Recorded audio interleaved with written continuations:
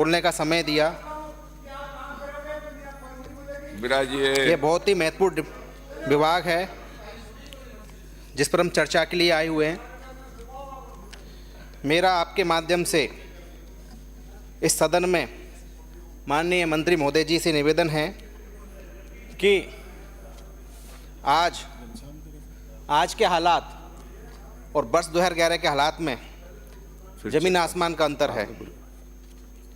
2011 की जनसंख्या के आधार पे आज हमारी प्लानिंग चल रही है, जो कि 14 वर्ष हो गए और 14 वर्ष में जो जनगणना 21 में होने वाली थी वो नहीं हो पाई, 25 आ गई। 14 साल बाद आज हम UDH और LSG को देखें तो मुझे लगता है लगभग 30% जनसंख्या बढ़ चुकी है, लेकिन हम आज भी 2011 के जनसंख्या के आधार पर प्लानिंग कर रहे हैं। इसी के आधार को देखते हुए हमारी पूर्ववर्ती सरकार ने बड़े शहरों के 2 नगर निगम बनाए थे, जिसकी वजह से आम जन को कम समय में अच्छे कार्यों के साथ, पारदर्शिता के साथ उनका काम कम समय में हो सके। लेकिन आज हालात क्या हैं आप देख रहे हैं। आज आपकी सरकार को बने हुए करीब 1.25 साल हो गए और सिर्फ आप समीक्षा के नाम पर या पूर्ववर्ती सरकार को कोसते हुए उन सबको बंद कर रहे हैं और एक नगर निगम बना रहे हैं। माननीय सभापति महोदय, हमारे मुख्यमंत्री जी बहुत सीधे आदमी हैं, बहुत सीधे आदमी हैं। हमारे तो पड़ोस के हैं। 1983 में धौलपुर जिला बना था, पहले भरतपुर में ही रहते थे हम भाई। लेकिन बड़े भाई ने छोटे भाई का गला काट दिया। धौलपुर में कुछ नहीं दिया हम लोगों को। कहने का मतलब है धौलपुर में बजट घोषणा में कुछ नहीं दिया, कुछ नहीं दिया। बसेड़ी में तो दिया ही नहीं। आज क्योंकि चूंकि सरपंच से CM तक का सफर तय किया है, तो हर चीज़ को वो मुख्यमंत्री जी सरपंच के नज़रिए से देख रहे हैं।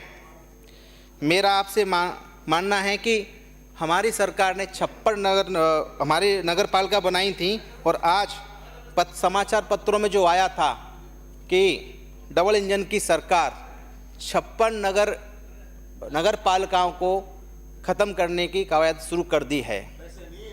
तो मैं सभापति महोदय आपके माध्यम से सदन से पूछना चाहता हूं मंत्री जी कि क्या वास्तव में आप 56 नगर पालिकाओं को ख़त्म करके ग्राम पंचायत बनाने का सोच रखते हैं? तो कृपया जवाब में ये हमें ज़रूर बताएं। ये है। साथ ही पट्टे के नाम पे बहुत बवाल हुए, सत्ता पक्ष विपक्ष हम सब ने किए, और आपने कहा था जांच करेंगे। हमारी सरकार ने 13 लाख पट्टे जारी किए। तो मैं आपके जवाब में ये भी चाहूँगा कि आप ये भी बता दें कि 13 लाख पट्टों में से कितने फर्जी थे और उनका क्या कार्रवाई की गई है, ये भी आप हमें बताएं। साथ ही हमारी सरकार ने जब पट्टा काटे थे तो UDH LSG को 7,500 करोड़ रुपए की आमदनी हुई थी, और जिनसे हमने छोटी छोटी नगर पालिकाओं को फंड बांटा। लेकिन आज के हालात क्या हैं आप देख रहे होंगे कि कहीं भी, चाहे वो नगर पालिका हो, नगर परिषद हो या ग्राम पंचायतें भी हों, सही समय पर उनको फंड नहीं जा रहा है। तो आप ये भी बताएं कि ऐसी विकट स्थिति क्यों आई। साथ ही कांग्रेस सरकार में स्वच्छ भारत मिशन पे हमने 3,68,000 घरेलू और 22,447 सामुदायिक व सार्वजनिक शौचालय का निर्माण किया। आप ये भी बताएं जवाब में कि आपने कितने उनका निर्माण कराया। मैं आपको सभापति महोदय बताना चाहता हूँ कुछ आंकड़े कि मुख्यमंत्री शहरी रोजगार गारंटी योजना हमारी सरकार में 23-24 में 3,19,000 परिवारों को रोजगार दिया, और आपके 31 दिसंबर 25 तक 1.83 लाख परिवारों को रोजगार दिया। ये भी बड़ा सोचने का विषय है। साथ ही राज्य ट्रांसपोर्ट इंफ्रास्ट्रक्चर एवं डेवलपमेंट के फंड पे 24-25 में आपने ही बताया था बजट में 1,27,822 लाख बजट का प्रावधान है, लेकिन आज हम देखें तो 31 दिसंबर 2025 तक सिर्फ 30,842 यानी केवल 24.12% लाखों की कामों की स्वीकृति हुई है इतने की। तो ये भी बड़ा सोचने का विषय है। साथ ही मैं आपको कहना चाहूँगा, आपने कहा था कि हम टाउनशिप पॉलिसी लेके आएंगे। आज 1 साल हो गया, टाउनशिप पॉलिसी पे अभी तक कोई फाइनल नहीं हुई, ना कोई फैसला हुआ। मैं ये पूछना चाहूँगा माननीय मंत्री महोदय जी कि इसमें कितना समय लगेगा और कब तक ये लागू हो जाएगी। साथ ही आपने बजट घोषणा 2024-25 में प्रत्येक नगर पालिका को 1 करोड़ रुपए की सड़कें बनाने की दी थी उस पर क्षेत्र में, जिसके प्रस्ताव भी जा चुके हैं। कृपया ये भी बता दें कि उन 1 करोड़ रुपए का प्रत्येक नगर पालिका में क्या हुआ। साथ ही मैं कहना चाहूँगा, अभी नगर पालिकाओं के अंदर मैन पावर की बहुत कमी है। हर जगह डेपुटेशन पहले ख़त्म करने के लिए आपने 19 फरवरी 2024 में माननीय मुख्य सचिव जी की ने एक लेटर आया था कि सारे डेपुटेशनों को ख़त्म किया जाएगा। कुछ हुए, लेकिन आज वापस वही डेपुटेशन के खेल चल रहा है और नगर पालिकाओं में मैन पावर की कमी है। मैं आपका एक एग्जाम्पल दूंगा कि मेरे धौलपुर ज़िले के बसेड़ी विधानसभा के अंदर 2 नगर पालिका आती हैं, सरमत्रा और बसेड़ी। आज उनके हालात देखें तो सरमत्रा नगर पालिका में सिर्फ और सिर्फ 1 कार्मिक है, वो भी 3rd ग्रेड का, ओनली बस।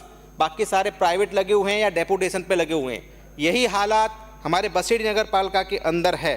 तो इसीलिए मेरा आपका सदन के माध्यम से माननीय मंत्री महोदय से निवेदन है कि इन पदों को जल्दी से जल्दी भर करके आम जन तक राहत पहुँचाएँ। साथ ही मेरी माननीय सभापति महोदय आपके माध्यम से मंत्री महोदय जी से निवेदन है कि अभी इतनी बारिश, सभापति महोदय मुझे सिर्फ 1 मिनट का समय चाहिए। अभी बारिश के समय के अंदर धौलपुर के अंदर, पूरे धौलपुर ज़िले में इतनी बरसात हुई थी कि उसके वजह से सारी खेती चौपट हुई। और अभी जो हमारा नगर परिषद धौलपुर है, वो धौलपुर शहर की 36 कॉलोनियाँ आज भी पानी में डूबी हुई हैं। माननीय जिला कलेक्टर महोदय के द्वारा उसका 280 करोड़ रुपए का प्रोजेक्ट बना के भेजा गया था कि जिससे उनमें नई सीवरेज लाइन डल सके, सड़कें डल सकें और जो जल भराव है कॉलोनियों का वो हट सके। तो मेरा आपके माध्यम से इस सदन में मंत्री से महोदय से अभी निवेदन है कि कृपया इस पर गौर करें और उसके लिए जो DPR आई है जिला कलेक्टर महोदय के द्वारा, उस पर संज्ञान लेते हुए उसके लिए बजट जारी करें।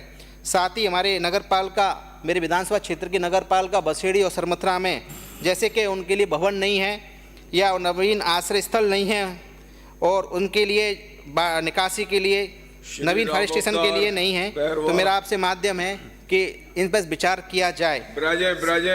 बहुत बहुत धन्यवाद महोदय।